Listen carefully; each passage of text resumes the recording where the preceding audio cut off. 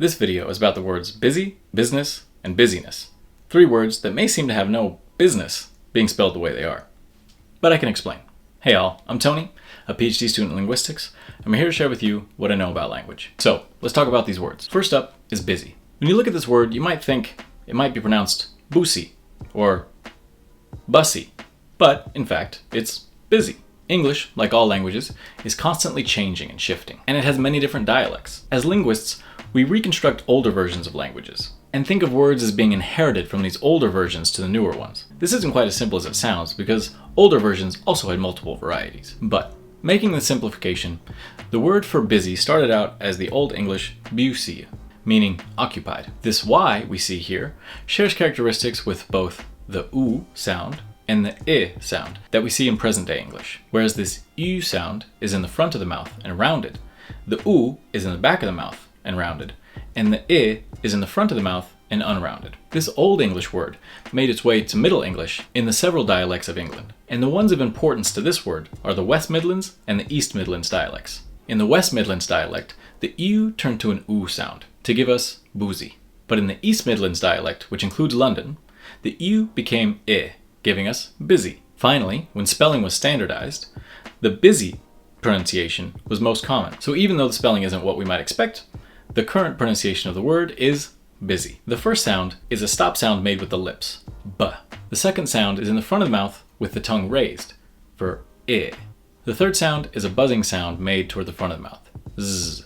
And the last sound is like the first vowel sound, but is tense instead of lax, E. If you'd like a primer on the difference between I and E, check out this video. Now, this word gives rise to another one that you're likely very familiar with, but whose pronunciation is even more strange considering the spelling. So how did we get from busy to business? What happened here is a process common for English, which is going from an adjective, which describes a thing, and adding ness to it to get to a state. Some examples of this process are goodness.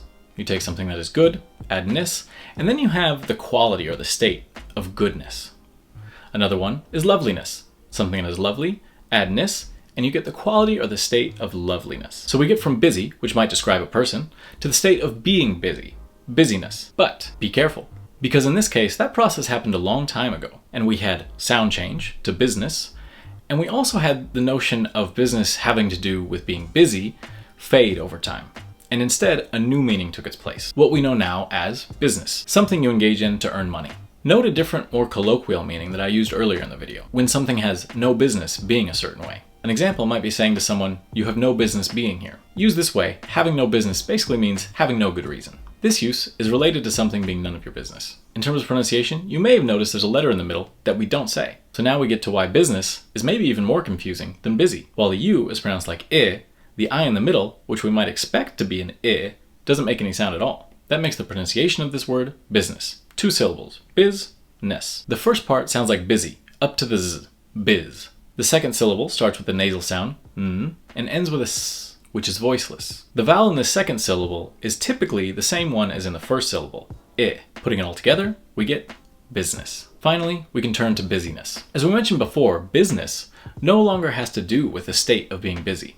But as English speakers, we kind of collectively decided that that was a really useful meaning to be able to refer to. Enter busyness. This word goes through the same process of putting busy together with ness, and in fact does refer to the state of being busy. Something you might say using this word is, I don't like all the busyness at work, meaning that you don't like how busy or how full of work your schedule is. With busyness, we can highlight the fact that we keep the full word busy here. This brings out the connection between being busy and busyness. What this means is that the first part is pronounced just like the word busy, and the second part is the last part of business. We have busyness. So there you go.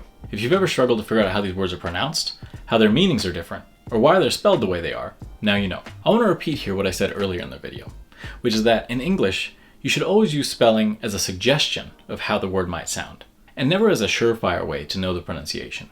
These words are a great example of this. Thanks for watching. If you want more videos like this, like, subscribe, leave a comment below letting me know what was most helpful. And we'll see you in the next one.